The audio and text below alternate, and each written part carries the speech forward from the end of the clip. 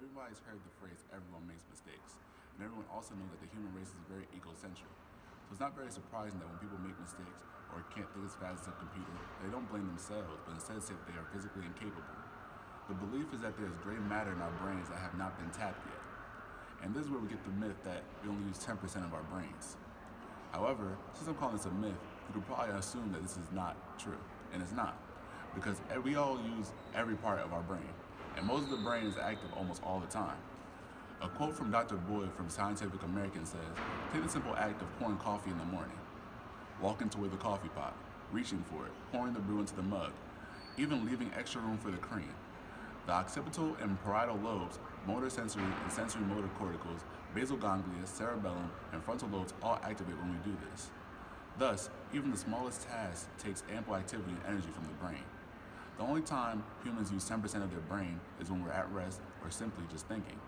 But to say that we've only tapped 10% of our brain in totality is a joke."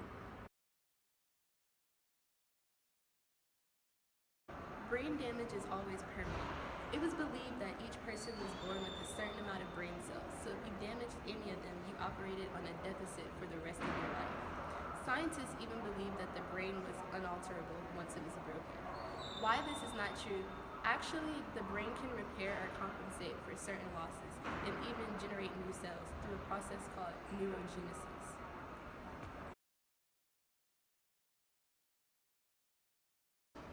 I'm sure you've all heard the myth that some of us are left-brained and some of us are right-brained. There's a belief that left-brainers are logical and good with mathematics and language, while right-brainers are creative and artistic. Experts suggest that this myth dates back to the 1800s when scientists discovered that an injury to one side of the brain caused the loss of specific abilities. This myth was further conceptualized in the 1960s when a Nobel Prize-winning neuropsychologist named Roger Sperry cut the hemisphere-connecting brain fibers in a number of epilepsy patients to reduce their seizures.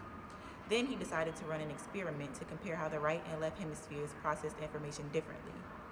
Over the years, his findings became misinterpreted as the dominant ways in which each brain hemisphere functions. The preference to use one brain region more than others for certain functions, which scientists call lateralization, is real. However, multiple studies have been performed finding no evidence that people specifically use one brain hemisphere dominantly. Throughout the course of these experiments, participants were actually using their entire brain equally.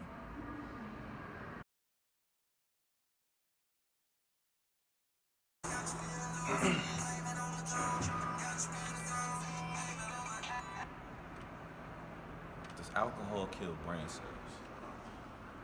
That's my myth I'll be discussing. Now, as long as you can remember, you have always heard the spiel of people saying that too much alcohol consumption kills your brain cells. Now, that myth probably came around the times when people began to really understand how the brain works. And since too much alcohol consumption, you tend to get impaired vision, slurred speech, your movement becomes messed up, and probably around that time, people just assumed that it was killing your brain cells because of the short-term effects. In fact, that is a complete myth. Alcohol does not, in actuality, kill brain cells, even in those who consume more than they are supposed to. Alcohol can, however, damage the ends of the neurons, which are called dendrites. Now, a dendrite is a highly branched, generally tapered extension of a neuron that can typically receive signals from the neurons and transmit the signals toward the cell body, from which the dendrite protrudes, normally using short-distance grade potentials rather than actual potentials. Now, when the dendrite gets damaged, the result in problems conveying messages between the neurons, forcing the dendrites to alter its way of communication with other neurons. Basically saying, too much alcohol consumption does not kill the neuron exactly or your brain cells, but it damages it. Permanently, it may. It depends on how much alcohol consumption you do. In reality, all I can say is turn up, but don't turn up too much. Drink responsibly. And if you do happen to get turned up too much, just remember your brain cells ain't died for.